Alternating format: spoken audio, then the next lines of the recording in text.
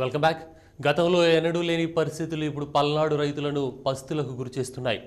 నాగార్జున సాగర్ రాకతో ఒకప్పుడు పచ్చగా మారిన ప్రాంతాలన్నీ ఇప్పుడు బీడు భూములుగా మారుతున్నాయి.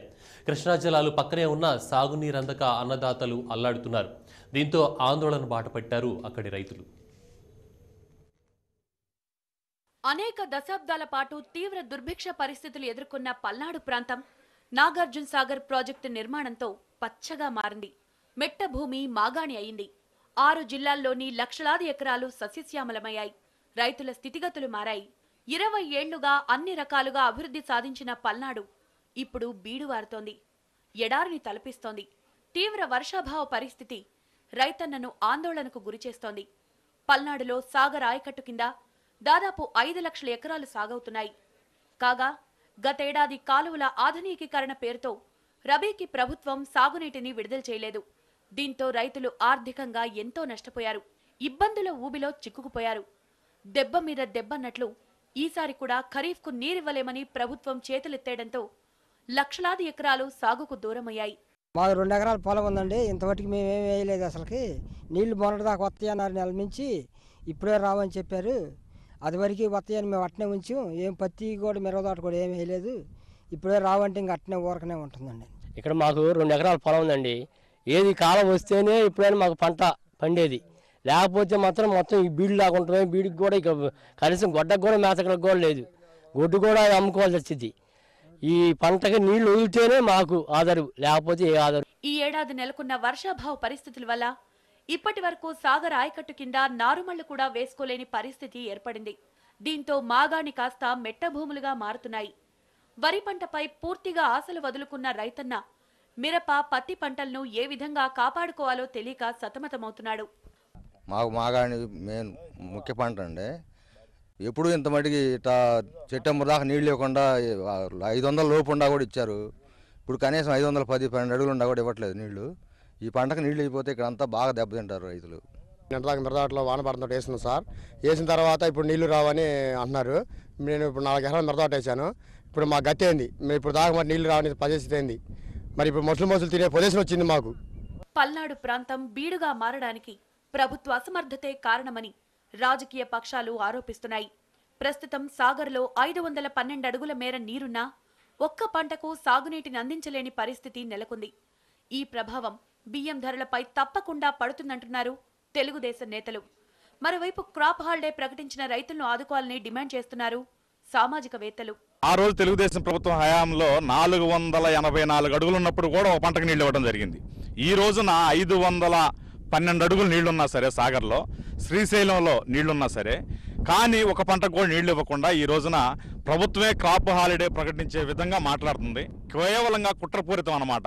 ఇవాళ ఎవరో ఒక ఎంపీ రాజీనామా చేస్తా అన్నాడని చెప్పేసి వాళ్ళ బెదిరింపులకు లొంగిపోయి ఈ రోజున శ్రీశైలంలో నీళ్లున్నా సరే సాగర్ కొదలకుండా నీళ్లు ఇవ్వకుండా, ఇక్కడేమో 510 అడుగులు తక్కువ ఉంటే లేదని చెప్పేసి ఒక రిట్ వేయించి, ఇది మొత్తం కూడా రైతులతోటి ప్రభుత్వం ఆడుతున్నటువంటి డ్రామాలా కనపడుతుంది. ఇది రైతులంతా ఖాళీగా పనులు లేకుండా, నీళ్లు లేకపోవడం వల్ల, పనులు లేకుండా ఉండటం వల్ల రాబోయే స్థానిక సంస్థల ఎలక్షన్స్ ఇవన్నీ వస్తున్నాయి. కాబట్టి ఈ రాజకీయ కక్షలు మరలా ఫ్యాక్షనిజం అనేది పెరిగే అవకాశం ఉండి ఈ పల్నాడు జోన్ మరలా పూర్వం ఉన్న ఫ్యాక్షన్ వైపు ఈ పల్నాడు ప్రజలు ఫ్యాక్షన్ వైపు చూసే అవకాశం ఉంది. కాబట్టి ప్రభుత్వం వారు దీని మీద శ్రద్ధ వహించి తక్షణం నీళ్లు వదిలి ఈ యొక్క రైతుల్ని ఆదుకోవాలని చెప్పి మనవి చేస్తున్నాం. సమస్య తీవ్రతను ప్రభుత్వం గుర్తించలేకపోతోంది.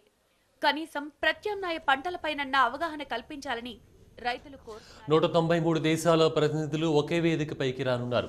అక్టోబర్లో జరిగే జీవ వైవిధ్య సదస్సుకు హైదరాబాద్ ఆతిథ్యం ఇవ్వనుంది. సిటీలో తీవ్రవాదుల కదలికలుండటంతో పోలీసులు అలర్ట్ అయ్యారు. హైదరాబాద్, సైబరాబాద్లో నిఘాను పటిష్టం చేశారు పోలీసులు.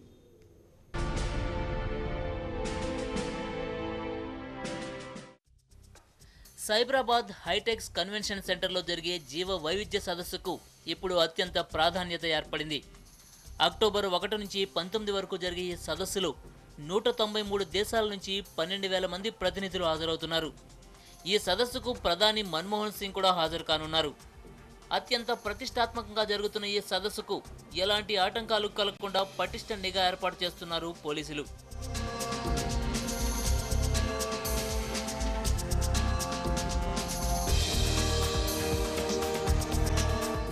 12,000 మంది ప్రతినిధులు హాజరు కానుండడంతో పోలీసులు శాంతి భద్రతలపై తెగ కసరత్తు చేస్తున్నారు. 2 నెలల ముందు నుంచే ప్లాన్ల మీద ప్లాన్లు వేస్తూ ఓ క్లారిటీకి వచ్చారు.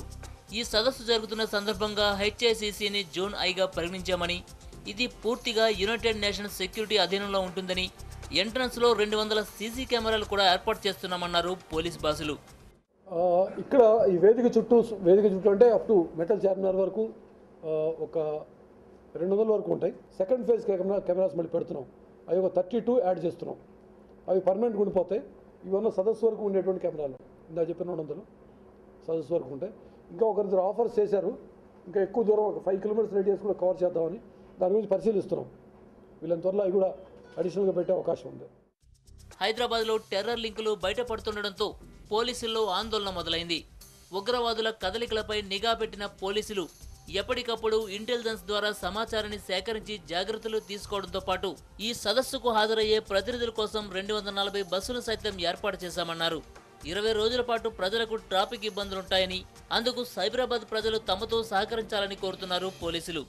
సిబిఆర్ అండ్ థ్రెట్ ఏమి జరగకుండా ఉండడానికి స్పెషలిస్టు జోధ్పూర్ నుంచి ఇక్కడ వచ్చి ఈ 20 రోజుల పాటు క్యాంప్ చేయడం జరుగుతుంది. ఇండియాలో తర్వాత బయట వేరే ప్రాంతాల్లో కూడాను కొన్ని దేశాలకి ప్రత్యేకమైన టార్గెట్ కింద కొన్ని ఉగ్రవాద సంస్థలు వాళ్ళని టార్గెట్ చేస్తూ ఉన్నాయి. సో వాటికి సంబంధించి ప్రత్యేకమైన దృష్టి పెట్టాం. వారితో మాట్లాడుకుంటాము. యునైటెడ్ నేషన్స్తో టచ్లో ఉన్నాం. ఎవరెవరు వస్తున్నారు, వాళ్ళు ఎక్కడ ఉంటారు, ఏ హోటల్లో ఉంటారు అని చెప్పి దాని గురించి కూడా చర్యలు తీసుకోవడం జరుగుతుంది. అసలే టెన్షన్ సిటీ, ఆపై ప్రపంచ సదస్సు జరగబోతోంది. 193 దేశాల నుంచి వేల సంఖ్యలో ప్రతినిధులు హాజరు కాబోతున్నారు. మరి ప్రపంచ దేశాల నుంచి హాజరవుతున్న వీఐపీలకు భద్రత కల్పించే విషయంలో పోలీసులు ఏమాత్రం సక్సెస్ అవుతారో చూడాలి.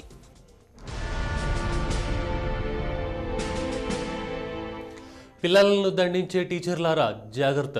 దెబ్బలు తిన్న పిల్లలు ఏడుస్తూ ఊరుకోరు. వారు ఫిర్యాదు చేస్తే మీరు 7 ఏళ్లు జైల్లో ఏడుస్తూ ఉండాల్సిందే. పిల్లలను కొట్టే టీచర్లు పనిపట్టడానికి మహిళా శిశు సంక్షేమ శాఖ ఓ ప్రతిపాదన చేసింది. ఇప్పటికే క్యాబినెట్ నోటు కూడా సిద్ధమైంది.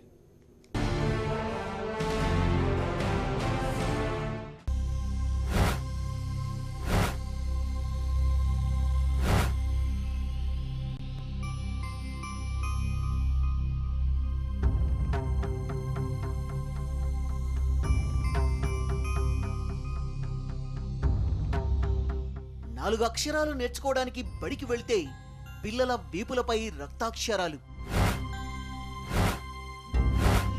స్కూల్ అంటేనే భయపడేంతగా వీపు విమానం మోతలు.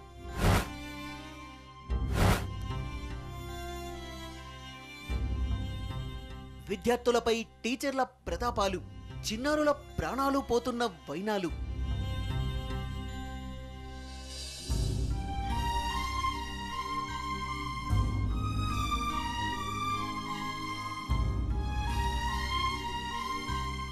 అవును, కొంతమంది టీచర్ల శాడిజానికి విద్యార్థుల జీవితాలు అంతమైపోతున్నాయి. కార్పొరల్ పనిష్మెంట్ కు రేపటి పౌరుల ప్రాణాలు గాల్లో కలిసిపోతున్నాయి.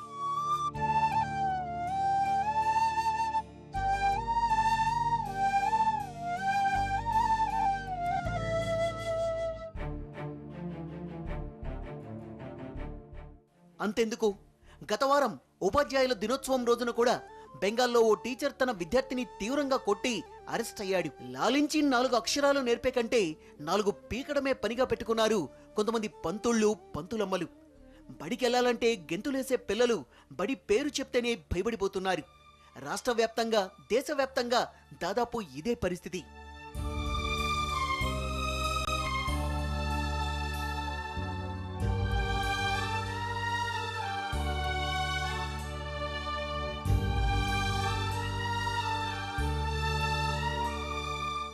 ఏప్రిల్ 2009 చెప్పిన పాఠం సరిగా అప్పగించలేదని ఢిల్లీలోని ఎంసీడీ స్కూల్ టీచర్ విద్యార్థిని 2 గంటల పాటు ఎండలో నిల్చోబెట్టింది.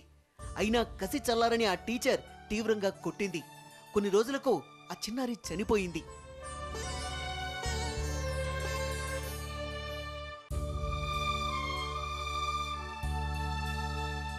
ఫిబ్రవరి 2010 టీచర్ వేధింపులకు తట్టుకోలేక రామంజిత్ రావులా అనే 8th క్లాస్ విద్యార్థి ఉరివేసుకొని ఆత్మహత్య చేసుకున్నాడు.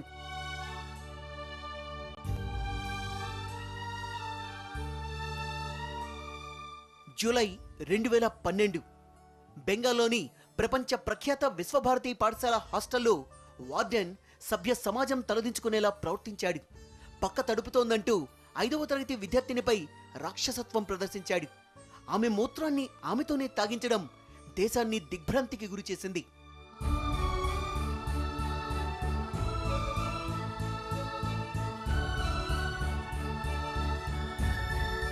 ఇక మన రాష్ట్రం విషయానికొస్తే కొందరు ఉపాధ్యాయులకు శిక్షకు తేడా తెలియకుండా పోతోంది.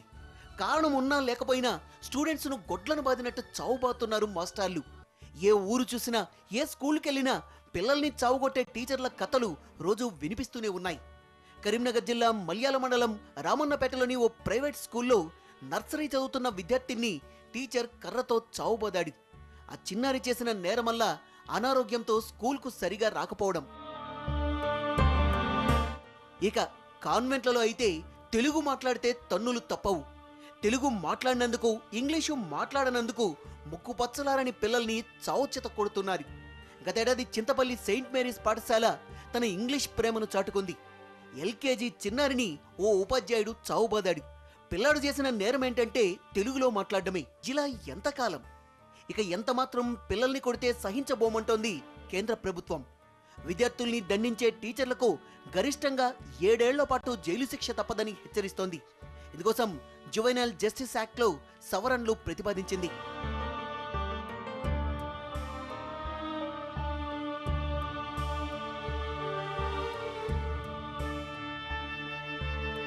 దీని ప్రకారం విద్యార్థుల్ని మానసికంగా వేధించినా, కొట్టినా టీచర్లకు 1 ఏడాది జైలు శిక్ష లేదా జరిమానా పడుతుంది. విద్యార్థుల్ని శారీరకంగా తీవ్రంగా హింసిస్తే ఉపాధ్యాయులకు 3 నుంచి 5 ఏళ్ల జైలు శిక్ష తప్పదు.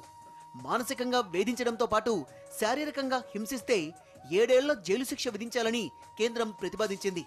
కొద్ది వారాల్లోనే ఈ సవరణలకు కేంద్ర కేబినెట్ ఆమోదం తెలపనుంది. అలాగే వచ్చే పార్లమెంట్ సమావేశాల్లో బిల్లును ప్రవేశపెడతారు.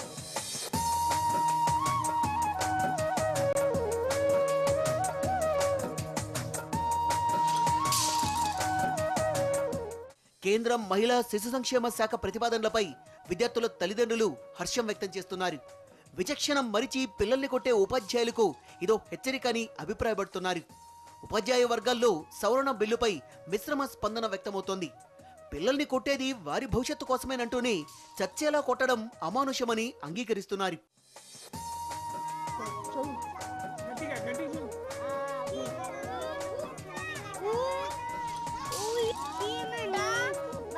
ఏదేమైనా దండం దశగుణం భవేత్ అన్నది పాతమాట.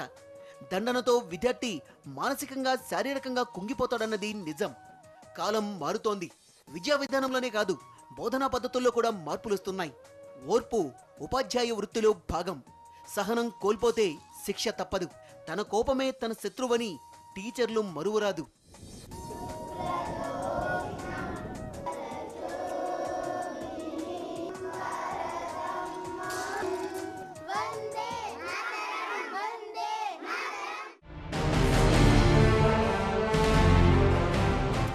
ఇవి బులెటిన్ విశేషాలు. రేపు మధ్యాహ్నం 1:30 న్యూస్ బులెటిన్లో మళ్ళీ కలుద్దాం. అంతవరకు చూస్తూనే ఉండండి టీవీ 1.